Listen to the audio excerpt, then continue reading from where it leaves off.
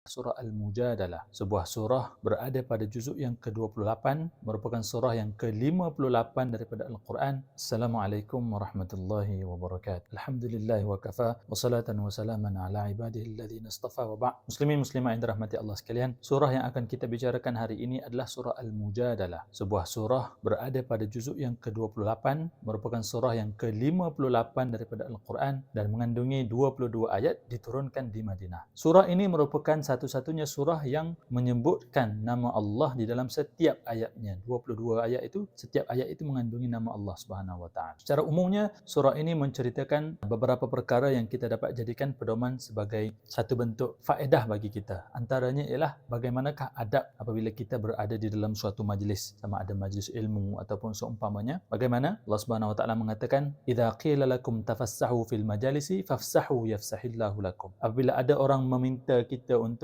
memberikan sedikit ruangan untuk solat ataupun untuk duduk, maka kita harus memberikan ruangan kepada orang tersebut. Ataupun orang tersebut meminta untuk kita bangun untuk memberi keluasan, maka itu adalah suatu perkara yang harus diraikan. Dan Allah Subhanahu wa taala mengatakan bahawasanya orang yang berilmu, orang yang mempunyai pengetahuan, orang yang beriman itu akan diangkat derajatnya berbeza dengan orang yang kurang dari sudut ilmu dan imannya itu. Selain daripada itu, Allah Taala juga menerangkan tentang bisikan syaitan, najwa. Allah Ta'ala mengatakan, tidak adalah orang yang berbicara berdua, melainkan Allah lah yang ketiga dan Allah Ta'ala mendengar. Ataupun kalau tiga orang yang berbicara secara senyap, maka Allah lah yang keempat mendengar perbicaraan tersebut dan begitulah seterusnya. Dan kita dilarang untuk berbisik-bisik, merancang suatu perkara maksiat ataupun perkara yang menghasilkan dosa, tetapi haruslah kita berbisik menyembunyikan kebaikan yang ingin kita lakukan. Sehingga kan disebut tangan kiri tidak mengetahui apa yang diberikan ataupun diinfakkan oleh tangan kanan. Itulah maksudnya untuk menyembunyikan. Kemudian Allah Ta'ala juga menyebutkan dalam surah ini dua golongan manusia yang disebut sebagai Hizbus Syaitan dan Hizbullah. Hizbus Syaitan ini merupakan golongan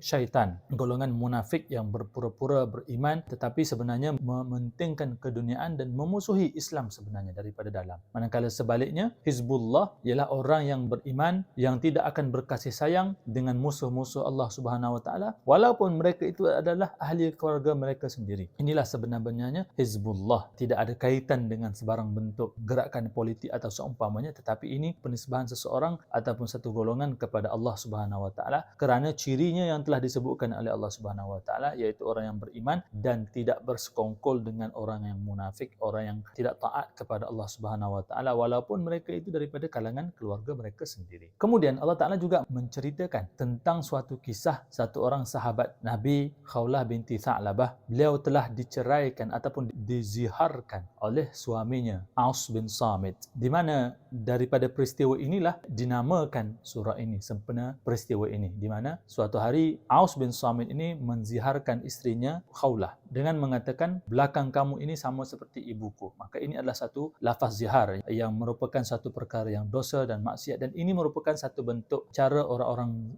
jahiliyah menceraikan isteri mereka, tetapi tidak di dalam Islam.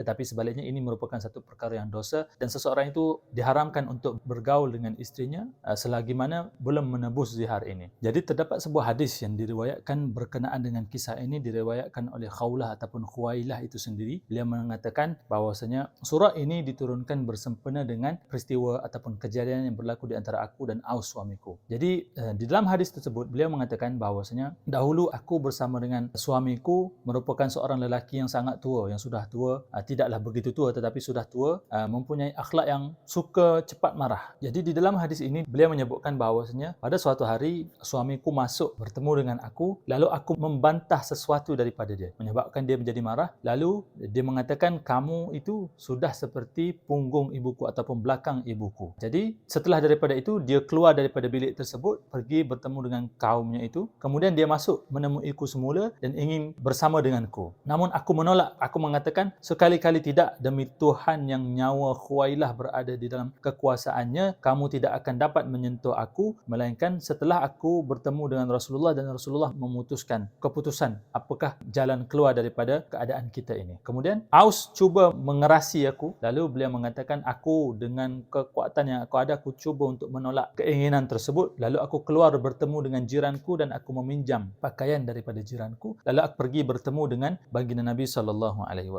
Lalu aku menceritakan apakah yang berlaku di antara aku dan Aus kepada baginda Nabi. Lalu katanya baginda Nabi SAW, "Wahai Khuwailah, sepupu kamu itu sudah tua, maka bertakwalah kepada Allah dalam urusannya." Dengan makna sudah jatuh penceraian. Kata Khuwailah, "Demi Allah aku tidak berganjak daripada situ sehinggalah turunnya wahyu." Lalu tidak lama setelah itu Rasulullah SAW mula berada dalam keadaan turunnya wahyu. Tidak lama kemudian baginda sedar kembali, lalu baginda mengatakan, "Wahai Khuwailah, telah turun kepadaku ayat Al-Quran yang berbunyi, Qad sami'allahu qawlan lati tujadiluka fi zawjiha wa tashtaki," hingga akhir ayat. Sesungguhnya Allah Ta'ala mendengar perkataan wanita yang mengajukan kegelisahannya kepada kamu tentang suaminya. Lalu dalam memberi jalan keluar kepada masalah ini, Nabi SAW mengatakan, "Suruhlah suami kamu itu untuk memerdekakan seorang hamba." Lalu aku menjawab, "Dia tidak mempunyai hamba kerana dia seorang yang miskin." Lalu baginda mengatakan, "Maka kalau begitu dia harus berpuasa selama 2 bulan berturut-turut." Aku berkata, "Wahai Rasulullah, dia ini seorang lelaki yang sudah tua, tidak mampu untuk berpuasa, apatah lagi nak berpuasa 2 bulan berturut-turut." Lalu kata baginda, "Kalau begitu, maka dia perlu memberi makan 60 orang miskin." Aku berkata, "Dia ni adalah seorang yang miskin, dia tidak mempunyai apa-apa untuk disedekahkan, apatah lagi nak memberi makan 60 orang miskin." Lalu kata baginda Nabi SAW, "Kalau begitu, aku akan membantunya dengan 1 bakul kurma." Kemudian aku menjawab, "Wahai Rasulullah, aku juga akan membantu Aus dengan 1 bakul kurma yang lain." Lalu kata baginda Nabi SAW, "Kamu sesungguhnya telah berbuat ihsan, telah berbuat baik. Pergilah dan bagilah makan kepada 60 orang miskin bagi pihak Aus. Lalu kembalilah hidup bersama dengan Aus." Inilah sempena peristiwa inilah dinamakan surah Al-Mujadalah ataupun Al-Mujadilah ini. Al-Mujadalah itu berarti seorang yang bermujadil, yang berdebat dengan baginda Nabi. Bukanlah berdebat tetapi bersoal jawab begitu dengan Nabi, meminta jalan keluar. Karena pada pertama kali Nabi mengatakan, "Sudah jatuh hukum di antara kamu dan suami kamu." Tetapi katanya Khawlah, "Aku masih lagi menyayangi suamiku dan aku duduk tetap di situ sehinggalah turunnya wahyu." Allah mengatakan, Allah Ta'ala mendengar perbicaraan kamu berdua, lalu Allah Ta'ala memberikan